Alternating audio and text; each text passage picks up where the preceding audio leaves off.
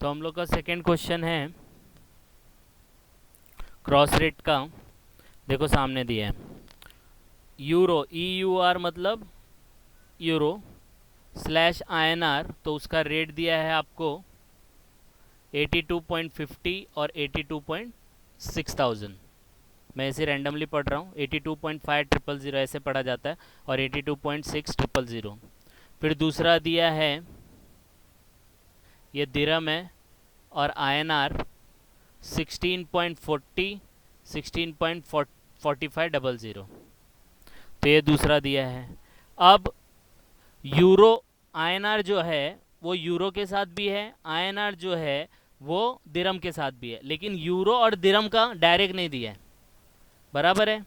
तो सबसे पहला क्वेश्चन को यही समझना है कि कौन सी करेंसी दोनों में कॉमन है। तो यहाँ पे कॉमन कौन सी करेंसी है, कौन सी करेंसी कॉमन है? INR है, तो INR के हिसाब से तो INR को हम लोग बेस मानेंगे और फिर देखेंगे कैसे निकालना है। अब देखो क्वेश्चन में पूछा क्या गया है, क्वेश्चन में पूछा गया है कि AED और EUR निकालो। तो सबसे पहले AED आना चाहिए। अब AED पहला देखो इधर है ये वाला, तो इसको यूज करेंगे। ये याद रखना, जो क्वेश्चन पूछा जाएगा ना AUD EUR, तो जो पहला रहेगा उसको पहला ही लिखने का। तो कैसे करेंगे, तो हम लोग सोल्यूशन लिखते हैं। तो सबसे पहला उसका बिड निकालेंगे, क्योंकि कोई भी करेंसी का रेट जो लिखना रहता है हम लोग को बिड और आस्क के फॉर्मेट में लिखना पड़ता है। तो बिड निकालेंगे, तो देखो यहाँ पे लिखा है AED EUR bid, AED INR bid into INR EUR, क्योंकि INR कट जाएगा, AED और AUR बच जाएगा, जैसे अभी लास्ट क्वेश्चन में किया था US डॉलर में। आ रहा है समझ में ये पार्ट? समझा कि नहीं समझा? तो सिंपल तरीके से जाने का, हम लोग को AED पहला चाहिए तो AED का फॉर्मेट लिखने का। तो AED INR bid multiply by INR EUR, तो INR कट जाएगा, AED EUR बच जाएगा। अब देखने का AED INR बिड है क्या, तो AED INR देखो दिया है, बिड ये दिया है 16.4000, तो वहां पे लिख देंगे हम लोग। लेकिन देखो सेकंड वाला नहीं दिया है, INR EUR दिया है क्या डायरेक्ट?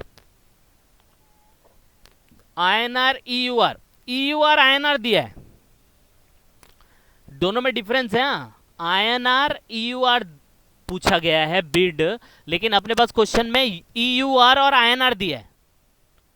आ रहा है समझ में? तो ये उल्टा है ना, ये वाला यूज नहीं होगा।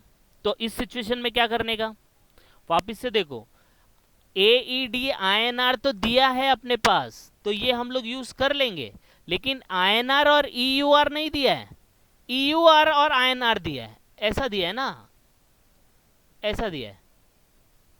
लेकिन हम लोग को उल्टा चाहिए, INR पहला चाहिए और EUR बाद में लिखा हुआ होना चाहिए, तो ऐसा है नहीं अपने पास।